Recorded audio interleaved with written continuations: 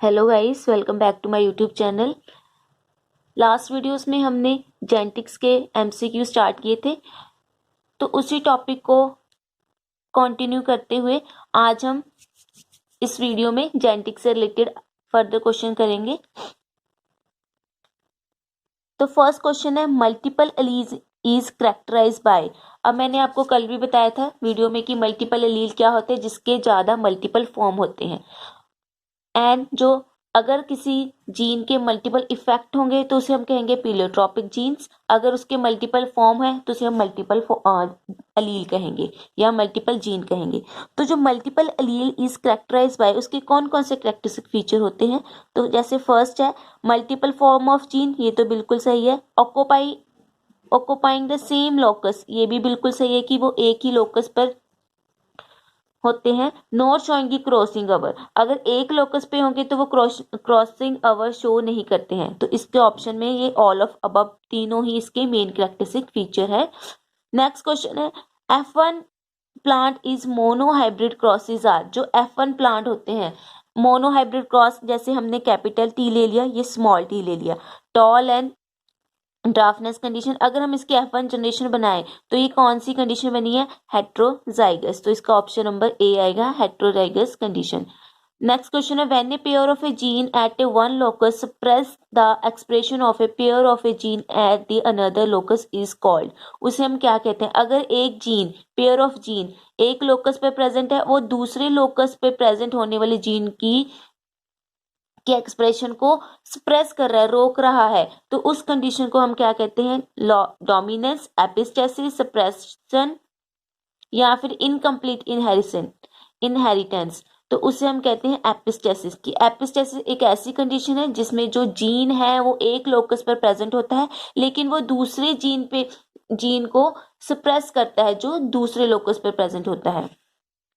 Next question है, the frequency of a pure tall trade in F1 generation. आपने ध्यान से पढ़ना है, pure tall means capital T generation in the Mendelian cross. अब first F1 जो F1 जनरेशन होती है उसमें तो हाइब्रिड आते हैं। Hybrid means capital T and small T, तो उसमें तो प्योर टॉल तो कभी आ ही नहीं सकता है। तो इसका आंसर आएगा 0% ऑप्शन, या 0% चांसेस होते हैं कि F1 जनरेशन में प्योर टॉल वाली कंडीशन आए। नेक्स्ट क्वेश्चन है, the Mendel law of independent assortment is dash. First law है, सेकेंड लॉ, थर्ड लॉ या फोर्थ लॉ? तो मेंडल का फर्स्ट लॉ क्या था? Law of dominance. Second law क्या था? Law of segregation. And third law क्या था? Law of independent assortment. तो इसका आंसर में क्या आएगा? Option number C, that is third law of Mendel. Next है, mating between the closely related organism. अगर दो ऑर्गेनिज्म जो आपस में कोरिलेटेड है या वो आपस में मिलते हैं, तो अगर उनके बीच में मेटिंग हो तो उसे हम क्या कहेंगे? हिट्रोसिस। ये तो नहीं है, ये तो हाइब्रिड को हम कहते हैं आउटब्रीडिंग, इनब्रीडिंग या सेल्फ ब्रीडिंग। तो इसका आंसर आएगा इनब्रीडिंग। आउटब्रीडिंग होता है क्लोजली नॉट क्लोजली रिलेटेड, उसे हम कहेंगे आउटब्रीडिंग। जो क्लोजली रिलेटेड होते हैं वो इनब्रीडिंग होते हैं। नेक्स्ट है, the gene with the multiple effect. देखो ये क्वेश्चन आ गया है, मल्टीपल इफेक्ट वाले जीन्स को हम क्या कहते हैं? प्लेयोट्रॉपिक। नेक्स्ट है, हेट्रोजाइगस इंडिविजुअल्स क्या होते हैं? जो हेट्रोजाइगस इंडिविजुअल होते हैं कैरी द डिसिमिलर एलील। बिल्कुल सही है कि एक हम लेते हैं डोमिनेंट, दूसरा हम रिसेसिव लेते हैं, तो ये डिसिमिलर एलील हो गए। प्रोड्यूस टू टाइप गमीट, अगर ये कैपिटल ये स्मॉल टी है तो ये दो टाइप के गमीट प्रोड्यूस करेगा, capital and small T. Show, ये भी बिल्कुल सही है, मतलब शो दी एक्स्ट्रा विग्रस या हिट्रोसिस। ये जो हाइब्रिड बनता है, ये क्या बना है? हमारा हाइब्रिड ही तो बना है, तो उसे हम क्या कहते हैं? हिट्रोसिस। तो ये तीनों कंडीशन सही है, तो इसका आंसर आएगा ऑल ऑफ अबव। नेक्स्ट है, which statement are true about the genotype of a organism. अब जीनोटाइप और फिनोटाइप क्या होता है? जीनोटाइप जो हमें बाहर नहीं दिखता है, फिनोटाइप क्या होता है? जो हमें बाहर वाली पूरी मॉर्फोलॉजी दिखती है, जो ऐसे हमारा स्किन का कलर हो गया, या हेयर लॉन्ग है या शॉर्ट है, ड्राफ्टनेस है या टॉलनेस, जो हमें दिखाई दे रही है। जीनोटाइप क्या होता है? जो हमें दिखाई नहीं देती है, लेकिन जीनोटाइप की वजह से ही हमारा फिनोटाइप आता है। जैसे हमारे जीन्स होंगे वैसे हमारा बाहर वाला मॉर्फोलॉजिकल करैक्टर या मॉर्फोलॉजिकल फीचर्स होते हैं। जैसे फर्स्ट है can be known through the direct observation, ये तो गलत है कि हम डायरेक्ट ऑब्जर्वेशन से नहीं बता सकती कि किस पर्सन में कौन सा जीन है। Remain same through out the life, ये सही है कि जैसे एक बार हमारा जीनोटाइप बन गया वो वैसे ही रहते हैं एक्सेप्ट अगर उसमें कोई म्यूटेशन ना आए।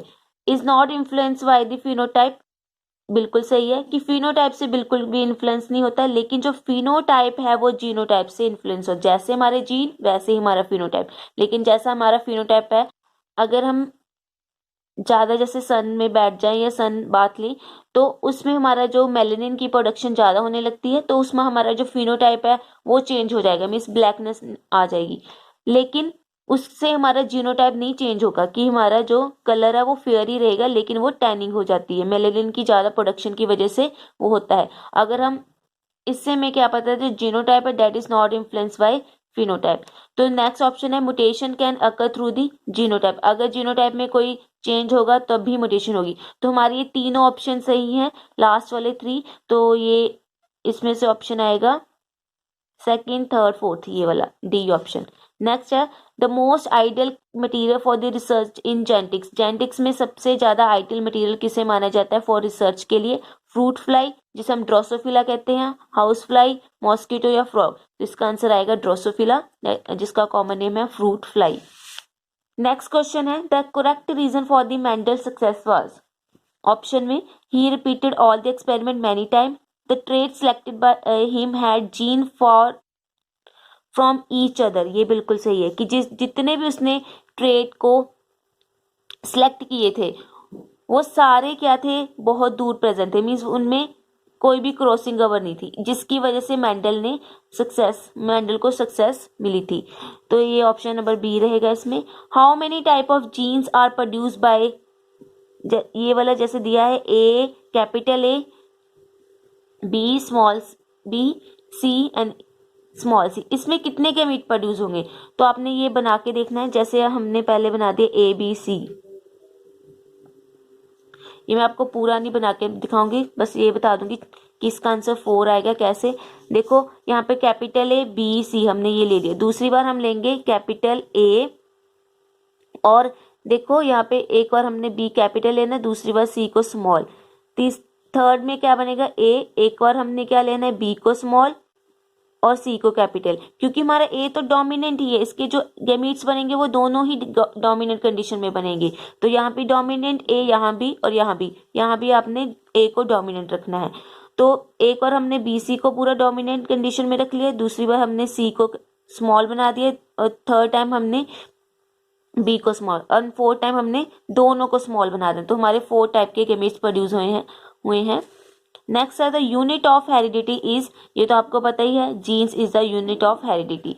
नेक्स्ट क्वेश्चन है the Mendel publish his work under the title, उसने जो अपना काम किया था उसने कौन से टाइटल के अंदर उस काम को रखा था? The law of heredity, the principle of hybridisation, the experiment in the plant hybridisation, the experiences with the pea plant. तो उसने रखा था अपना work experiment in a plant hybridisation के टाइटल के अंदर। नेक्स्ट क्वेश्चन है the location of a gene on a chromosome is locus, factor, recon या सिस्ट्रोन, कि जीन क्रोमोसोम के ऊपर जहां पे जीन प्रेजेंट होता है उसे हम क्या कहते हैं? लोकस। नेक्स्ट क्वेश्चन है the Mendel conducted his experiment on garden pea, sweet pea, wild P या पिजन पी। ये तो आपको पता है कि उसने पी पे काम किया था, लेकिन कौन सा पी? गार्डन पी था वो। नेक्स्ट क्वेश्चन है the different law of Mendel कौन से थे? ये मैंने आपको अभी बता दिया था पहले ही कि law of dominance, law of segregation, law of independent assortment, ये तीनों मेंडल के लॉ थे। नेक्स्ट क्वेश्चन है if the Mendel has come across the linked gene, अगर वो लिंक्ड जीन के को लेता, he would not have develop, कि उसने कौन सा लॉ को डेवलप नहीं करना था? तो इसका आंसर आएगा law of independent assortment. Next question है the Mendel formulated the law of purity of a gamete on the basis of, उसने लॉ ऑफ प्योरिटी वाला जो लॉ दिया था वो किसके बेस पे दिया था? Monohybrid cross, dihybrid cross, reciprocal cross या टेस्ट क्रॉस। तो इसका आंसर आएगा मोनोहाइब्रिड क्रॉस के बेस पे उसने law of purity of gamete दिया था। नेक्स्ट है the organism heterozygous for a 2 traits, इसमें से कौन सा आपको हेट्रोजाइगस कंडीशन के लिए दिखाई दे रहा है, लेकिन वो दोनों ट्रेड्स के लिए होना चाहिए। देखो आप यहाँ पे कैपिटल कैपिटल, तो यहाँ पे तो दोनों ही कैपिटल है, ये हेट्रोजाइगस कंडीशन नहीं दिखा रहे हैं। यहाँ पे दोनों ही वाई कैपिटल है, नहीं, तो इसका ऑप्शन नंबर सी देखो आप, ये हेट्रोजाइगस कंडीशन है दोनों ट्रेड्स के लिए। नेक्स्ट क्वेश्चन है the source of A Mendelian recombination is, कि मेंडल ने जो रिकॉम्बिनेशन की थी उसका सोर्स क्या था, इंडिपेंडेंट असॉर्टमेंट। नेक्स्ट क्वेश्चन है द डाइहाइब्रिड कंडीशन इज, तो डाइहाइब्रिड कंडीशन कहाँ दिखाएगी, दिस वन, ये वाली कंडीशन डाइहाइब्रिड कंडीशन है। नेक्स्ट क्वेश्चन है the Mendel principle of segregation is based on the separation of allele during, कि मेंडल ने जो अपना लॉ ऑफ सेग्रीगेशन दिया था उसमें क्या बताया था उसने कि सेपरेशन ऑफ एलील्स होती है, जैसे ये कैपिटल टी है, कैपिटल, इन दोनों ने सेपरेट हो जाना है, ठीक है। ये दोनों सेपरेट कब होते हैं, during the formation of gamete, कि जब गैमीट की फॉर्मेशन होती है तब ये जो दो एलील्स है उन्होंने गैमीट में कन्वर्ट हो जाना, मीन्स जहाँ सेपरेट हो जाना है। नेक्स्ट क्वेश्चन है how many contrasting traits of a pea pod were chosen by the Mendel, कि मेंडल ने कितने कंट्रास्टिंग ट्रेड लिए थे, वो तो आपको पता है, दो कंट्रास्टिंग, 7 तो उसने करेक्टर लिए थे, लेकिन कंट्रास्टिंग ट्रेड कितने लिए थे, वो 2 लेता था। जैसे हाइट का ले लिया उसने, टॉल और ड्राफ्टनेस, टॉल एंड ड्राफ्टनेस क्या है, ये दोनों कंट्रास्टिंग ट्रेड है। वैसे ही उसने पॉड के लिए 2 कंट्रास्टिंग ट्रेड कौन से लिए थे, कि एक तो उसकी जो शेप है वो फ्लैटेंड हो सकती है जो डोमिनेंट होगी, दूसरा उसने लिया था कंस्ट्रक्टेड, तो ये दोनों ही क्या थे, कंट्रास्टिंग ट्रेड थे पी पोड। तो इसका आंसर आएगा option number B, that is 2। Next question है pure red flower and white flower were crossed, it produces the 120 offspring with, तो इसमें क्या आंसर आएगा, ऑल रेड कलर के आएंगे जो एफ जनरेशन आएगी। नेक्स्ट क्वेश्चन है the yellow colour dominant our the green colour, in the green generation 50% हमारे येलो आए हैं एंड 50% ही हमारे क्या आए हैं, ग्रीन आए हैं। तो पेरेंट्स क्या होंगे, बोथ होमोजाइगस, बिल्कुल नहीं, अगर बोथ होमोजाइगस होते तो क्या आना था, एक ही कलर आना था। बोथ हेट्रोजाइगस, अगर हेट्रोजाइगस होते तब भी ये कंडीशन पॉसिबल नहीं थी कि ये 50-50 आए। One of them is heterozygous, कि हाँ ये हो सकता है कि अगर हमारे पास जैसे 2 ट्रेड लिए, ये टॉल टॉल, ये आर आर ले लिया, और एक इनमें से क्या होता हमारा हेट्रोजाइगस कंडीशन में, तो जो जनरेशन आनी थी वो हमारी 50-50 आ जानी थी। नेक्स्ट है for a given character the gamete is always pure होता है एक करेक्टर के लिए। नेक्स्ट क्वेश्चन है the Mendel the father of genetics was a Australian monk था ये, the genetic disorder in Africans which reduce the oxygen uptake, देखो इसका आंसर आएगा सिकल सेल एनीमिया। नेक्स्ट है the gene located on a same locus having the different expression are, कि देखो कि वो जीन्स जो सेम लोकस पे प्रेजेंट होगी लेकिन वो एक्सप्रेशन डिफरेंट देंगे, तो इसका आंसर आएगा मल्टीपल एलील्स, की फॉर्म उसकी अलग अलग है। नेक्स्ट क्वेश्चन है the Mendel of heredity can be explain with the help of, जो मेंडल ने लॉ दिए थे वो किस पे डिपेंड थे, मेयोसिस पे डिपेंड थे। नेक्स्ट क्वेश्चन है which is the correct about the trade chosen by the Mendel, कि इनमें से कौन सा ट्रेड हमने चूज करना है जो मेंडल ने लिया था, कि टर्मिनल पोर्स क्या होंगे, डोमिनेंट होंगे, नहीं, कंस्ट्रक्टेड पोर्स डोमिनेंट होंगे, नहीं, फ्लैटेंड पोर होते हैं, green coloured pour is dominant, ये बिल्कुल सही है, ग्रीन कलर के पॉट क्या थे, डोमिनेंट थे। टॉल प्लांट्स रिसेसिव होते हैं, वो तो डोमिनेंट होते हैं, तो ये हमारा ऑप्शन नंबर सी आएगा, जो ग्रीन कलर के पॉट है वो डोमिनेंट है। नेक्स्ट क्वेश्चन है if in the Mendelian cross the genes responsible for the different characters separate through the, अब ये भी मैंने आपको अभी बताया कि लॉ ऑफ सेग्रीगेशन में क्या होते हैं, जीन्स क्या होते हैं, सेपरेट होते हैं। नेक्स्ट क्वेश्चन है the gene recombination is cause by, तो इसको तो आपको सीधा ही आंसर पता होना चाहिए कि फर्टिलाइजेशन एंड मेयोसिस की वजह से ही रिकॉम्बिनेट्स बनते हैं। नेक्स्ट क्वेश्चन है which one is the interaction of the gene, तो इसमें रिसेसिवनेस एक करैक्टर है, तो डोमिनेंस भी एक करैक्टर है या ट्रेड है, पॉलियोट्रॉपी भी एक इफेक्ट है, मल्टीपल इफेक्ट शो करता है जो, लेकिन जो एपिस्टेसिस है वो एक इंट्रैक्शन है जिसमें जो जीन एक लोकस पे प्रेजेंट होता है वो दूसरे लोकस के जो जीन दूसरे लोकस पे जो जीन प्रेजेंट होता है उसको सप्रेस करता है, मीन्स यहाँ पे जो एक जीन प्रेजेंट है इसने इस वाले जो जीन यहाँ पे इसके जो इफेक्ट्स होंगे उसको सप्रेस करने की ये कोशिश करेगा। नेक्स्ट है द ऑर्गेनिज्म फिनोटाइपिकली सिमिलर होते हैं but genotypically different are due to, देखने में तो फिनोटिपिकली वो सही सेम है, लेकिन जीनोटिपिकली मीन्स उनका जो जीन का लेवल है वो डिफरेंट है due to the heterozygosity. Next है if a couple has 5 girls the percent probability of a 6 child to be girl, तो कितनी प्रोबेबिलिटी हो सकती है 50% द्वारा चांस है कि उनके पास गर्ल ही हो।